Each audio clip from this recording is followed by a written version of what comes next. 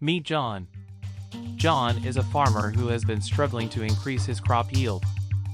He has tried different techniques, but nothing seems to work. Then one day, John learns about machine learning. Machine learning is a type of artificial intelligence that can help John make better decisions about his crops.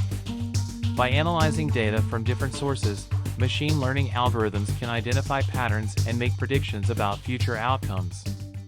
Machine learning has become one of the hottest fields in technology today. It is a field of computer science that allows machines to learn from data and improve their performance over time. Machine learning is a powerful technology that has revolutionized how we approach complex problems. In this video, we'll take a closer look at what machine learning is, how it works, and some examples of how it is being used today. The engine behind AI and machine learning technology is the data. It is generated by users and the devices in our surroundings. The data is generated by smart devices like cell phones, watches, thermostats, search engines, social media posts, phone calls, text messages, emails, and many other sources and sensors around us. There are three main types of machine learning algorithms: supervised learning, unsupervised learning, and reinforcement learning. Supervised learning is a type of machine learning in which the machine is taught by example. The machine is shown what the desired outcome is and it finds a way to achieve the outcome. Supervised learning involves the use of labeled data. Labeled data is a dataset that includes desired inputs and outputs. Supervised learning can be further classified into three categories. Regression. In regression, the goal is to predict a continuous output value.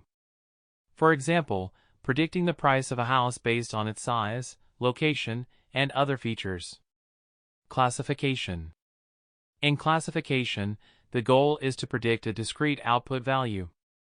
For example, predicting whether an email is spam or not. Forecasting. In forecasting, the goal is to predict future trends or values. For example, predicting the stock prices of a company. In unsupervised learning, data is unlabeled, and there is no answer key or human operator to provide instruction. Unsupervised learning can further be classified as clustering and dimension reduction. In clustering, the machine learns to group similar data points together. For example, grouping customers based on their shopping behavior. In dimension reduction, the machine learns to simplify the input data by reducing its dimensions. For example, compressing an image while retaining its essential features. Now you have learned about some basic terms of the machine learning. Let's help John how machine learning can help predict crop yields based on environmental factors like temperature, humidity, rainfall, and soil nutrients.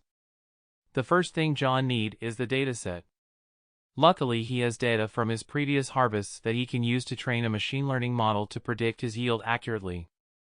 The dataset has information on temperature, humidity, rainfall, soil nutrients, and the yield for each crop. John can use this dataset to train a machine learning model. The model will learn the relationship between these environmental factors and yield.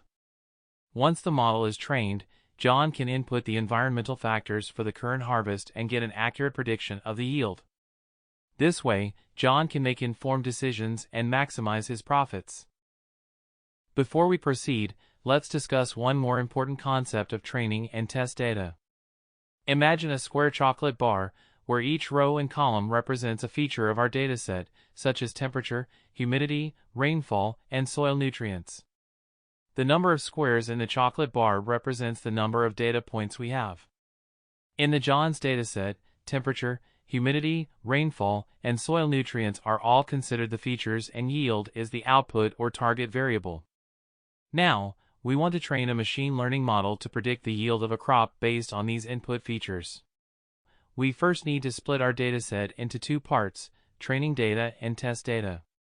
First, we can split the chocolate bar vertically, such that the left half represents the features data, and the right half represents the output data.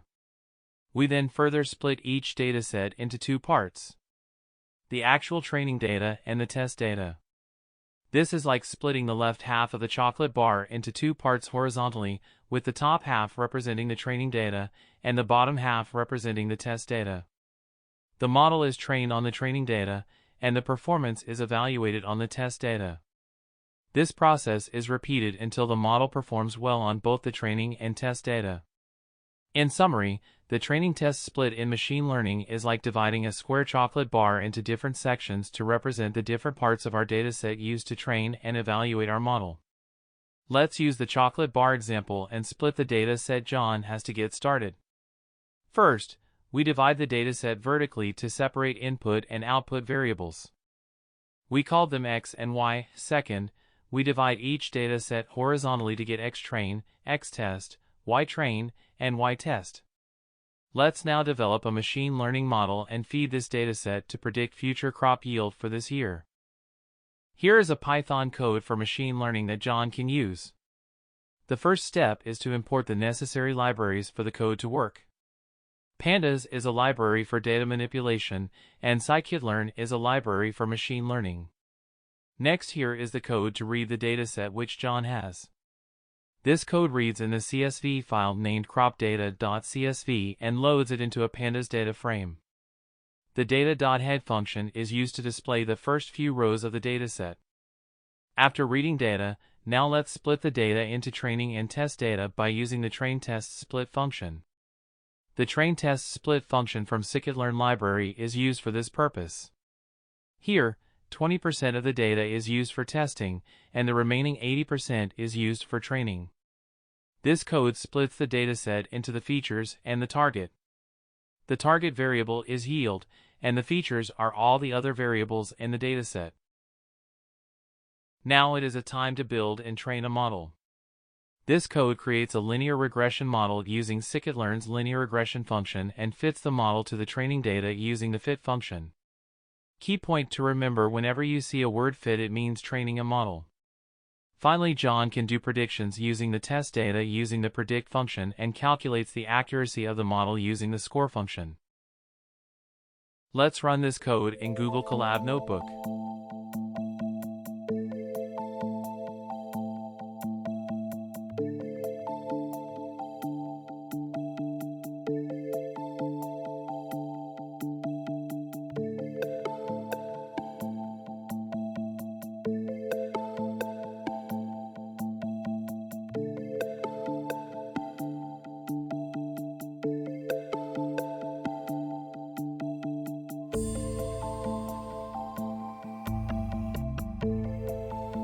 As you see, the model John trained has performed very well and gave 98.15% accuracy on test data.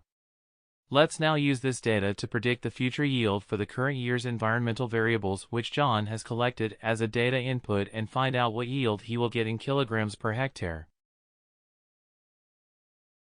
Based on the predicted yield of 504 kilograms per hectare, John now has valuable insight into what he can expect for the upcoming year's harvest. With this information, he can plan ahead and manage his resources accordingly to maximize his yield potential. Thanks for watching. Please subscribe to the channel for future videos and updates.